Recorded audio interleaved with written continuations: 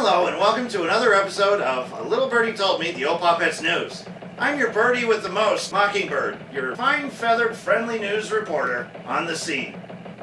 The Iranian band Yellow Dogs has come from Tehran to the U.S. in 2006 and based themselves in Brooklyn, where they would recently begin performing at a building in East Williamsburg, where they were suddenly gunned down by a member from a rival group also from Iran. The gunman, who killed two members of Yellow Dogs, one of their friends, and severely wounding a fourth person before climbing to the roof of the building.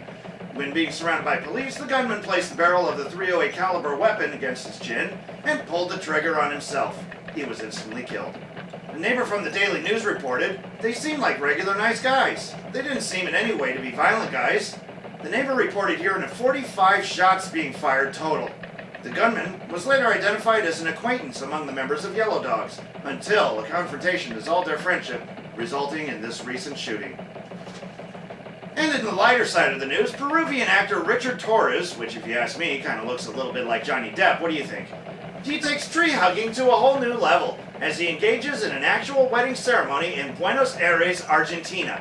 Although his blushing bride is not a woman, nor man, his new lifelong companion turned out to be a tree, which he named Alihuin Nehuin.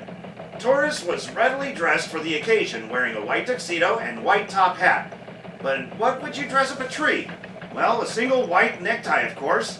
Although Alihuin Nehuin's gender may not have been determinable, there were no other complaints from the wedding attendees, nor disagreements as they witnessed the strange wedding.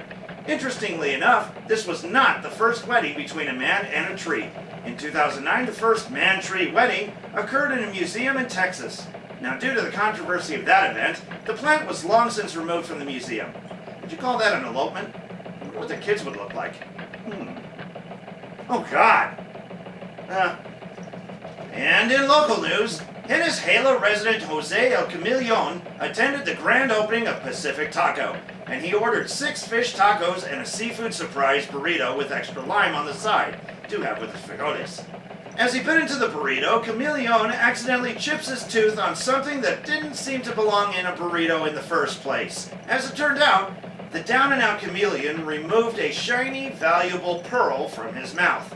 Crackle Raven has this to report. Crackle? Well, Mockingbird, I'm right here in front of the Pacific Taco where we find this customer who just bit into a pearl in a surprise burrito. Jose, what was it like to find a pearl in the burrito? Not very common, I see. Now, usually I'm used to tomates y cebollas y muchas lechuga y queso. I don't know what any of that stuff is. Oh, that's burrito tacos, eh? Now, basically, I usually find ingredients that make a very good burrito. But when I bit into that pearl, anything happened. As a matter of fact, I chipped a tooth. Well, that doesn't sound very healthy. Have you had it looked at yet? Oh, see. And I had to cash in the pearl in order to fix it. So I guess nothing gained, nothing lost. Yeah, pretty much. Well, I just wish I had some change or something like that. I could send off for my family in Venezuela.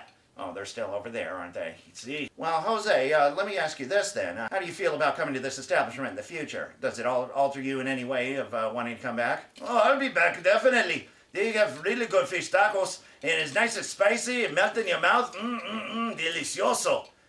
Are you hoping to find another pearl? Well, if I do, this time I'm going to be very careful about biting into next burrito surprise. And I don't want to get surprise of dental bill on top of that. Well, you heard it here first on A Little Birdie Told Me. Now back to you, Mockingbird, in the newsroom.